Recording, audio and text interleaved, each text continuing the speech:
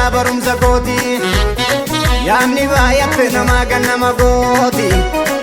eega waliin jiruu si jibbisiise eega jaalala jibbarra sitti addeesse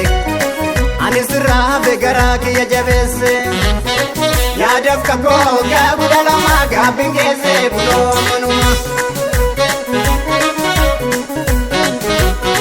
jaalala keenya summii addaa waatti goote waan barbaaddu bagasii guute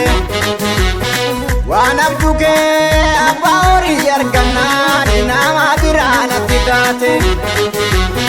sunsuma geeddaruun ittoo mi'eessu yoo siif galee sitti bakkeessa siin taphata aanoo fixaaree carraa kiyyaa seenaa baaru rabbi kannaa biree anam laata yoo nan balleesse akkanarraa yoo qabaatte ala cubbuun keena nan kadhini siifis rabbiin akka hojii keetti ilaale waan garaa keessa hin dhoowwatini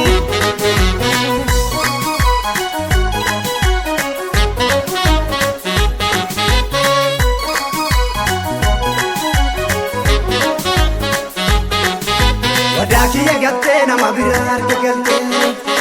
an harkaa dhabnaa wayya qabeessa tirkattee namuma fayyaa kana dawweedha rukuttee wadaa kiyya gattee nama biraa harka galtee an harkaa dhabnaa wayya qabeessa tirkattee namuma fayyaa kana dawweedha rukuttee ishuruu baay'atee ishuruu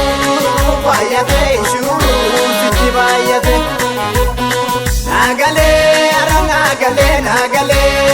nagalee dura ijoollee ta'eetani malee ishuruu baay'atee ishuruu sitti baay'atee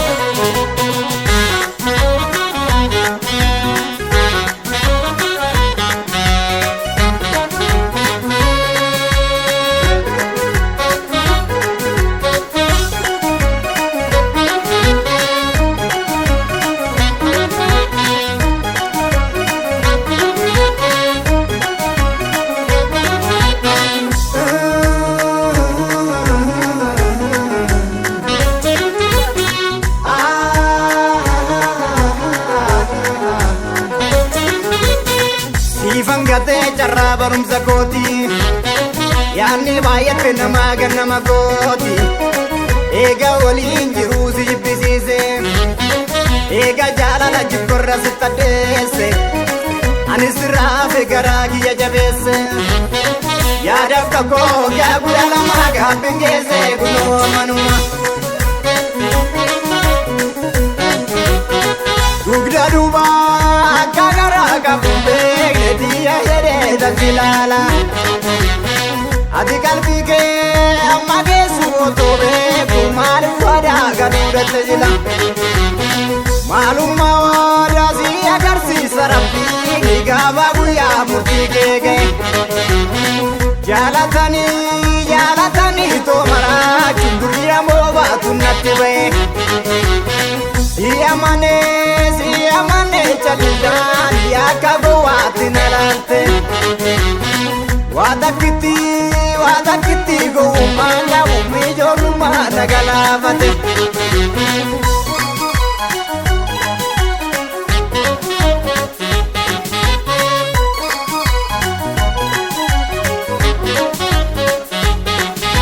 wadaa kiyya gattee nama biraa harka galtee an harkaa dhabnaa wayya qabeessa tirkattee namuma fayyaa kana dawweedha rukuttee wadaa kiyya gattee nama biraa harka galtee an harkaa dhabnaa wayya qabeessa tirkattee namuma fayyaa kana dawweedha rukuttee